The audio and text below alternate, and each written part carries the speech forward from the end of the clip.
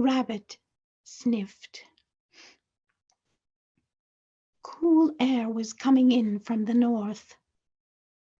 The leaves began to shudder in anticipation of growing sere, of being jettisoned by their respective trees, and of having to adapt to an entirely new level of existence, a new perspective, shoulder to shoulder with other leaves recently unanchored, now swept and tossed by this gust or that.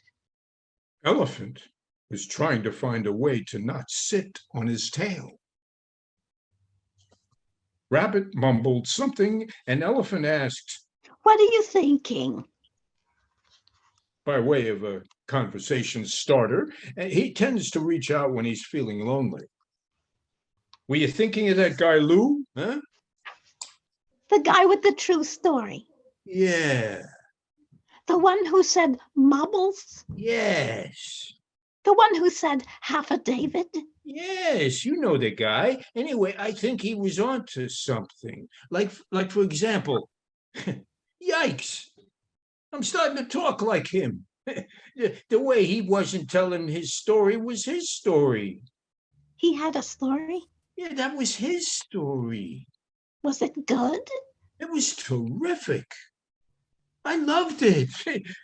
Hey, remember the part with the cigarette, eh? And Burl and Digger? How cute was that? In movies, that's called combining loose framing with the pullback dolly. Yeah, you open up the frame, bring in something new to the picture, make it look random, but maybe it means something. So your audience has to think, what's the connection? It can't be random, or it isn't art. See? The story gets bigger and smaller at the same time. Get it? Do you think we could make a pocket for my tail? I keep sitting on it.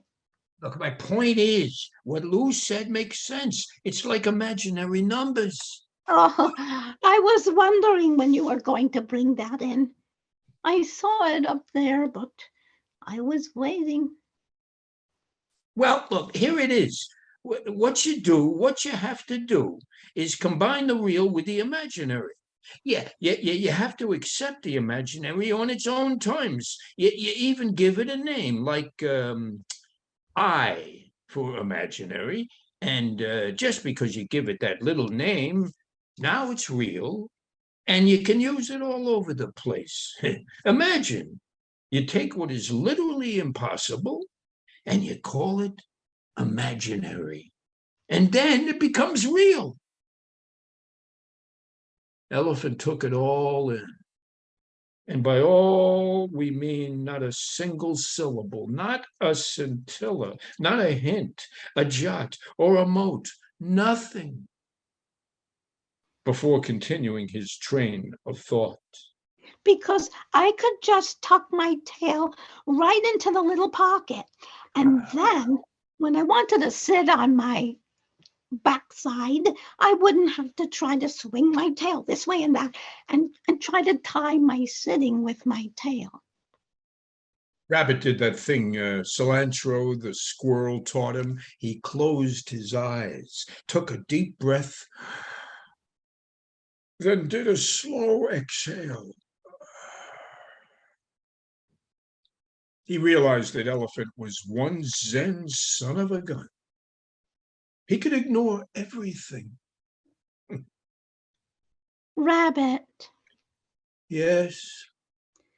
Where does the tail end anyway? When it stops being a tail. But which way?